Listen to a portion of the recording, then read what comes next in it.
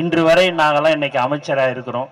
இது வரைக்கும் எங்ககிட்ட வந்து ஆனால் எனக்கு ஒரு கான்ட்ராக்ட் வாங்கி கொடுங்க, எனக்கு ஒரு டிரான்ஸ்ஃபர் வாங்கி கொடுங்கலாம் யாருமே எதுவுமே எங்ககிட்ட கேட்கக்கூடாது, இல்லை, கேட்டதே இல்லை.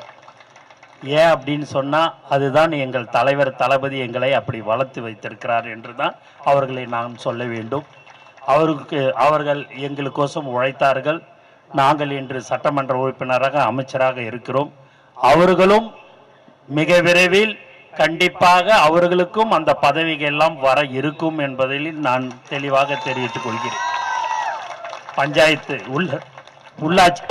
உள்ளாட்சி தேர்தல் வர இருக்கிறது. அவர்களுடைய பங்களிப்பு அதிகமாக இருக்கும். அவர்களும் பதவியில் கண்டிப்பாக வருவார்கள் என்பதை நான் இந்த நேரத்தில் நான் தெரிவித்துக் கொள்கிறேன். மேலும் மாணவ மாணவியர்கள், நீங்கள் உங்கள் அப்பா அம்மா என்ன சொல்கிறார்களோ,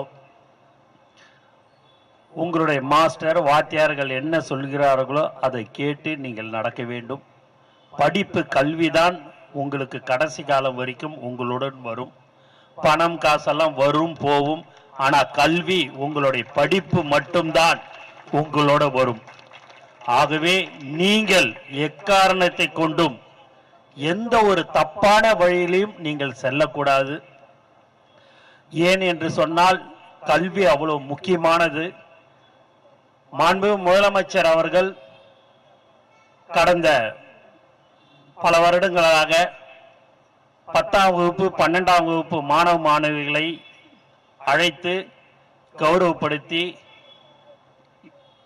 நடத்தி கொண்டிருக்கிறார், விழா எடுத்து நடத்தி கொண்டிருக்கிறார். உலகத்திலே ஒரு 14 மணி நேரம் ஒரே இடத்துல நின்று அத்தனை மாணவ மாணவிகளையும் கௌரவப்படுத்திய தலைவர் தான் தலைவர் தளபதி. ஆகவே நீங்கள் எல்லோரும் இப்போது ஒரு நல்ல ஆட்சி மாண்பு முதலமைச்சர் அவர்கள் கொடுத்து கொண்டிருக்கிறார்கள். அந்த ஆட்சி கண்டிப்பாக நல்ல முறையில் அவர் நடத்தி கொண்டிருக்கிறார்.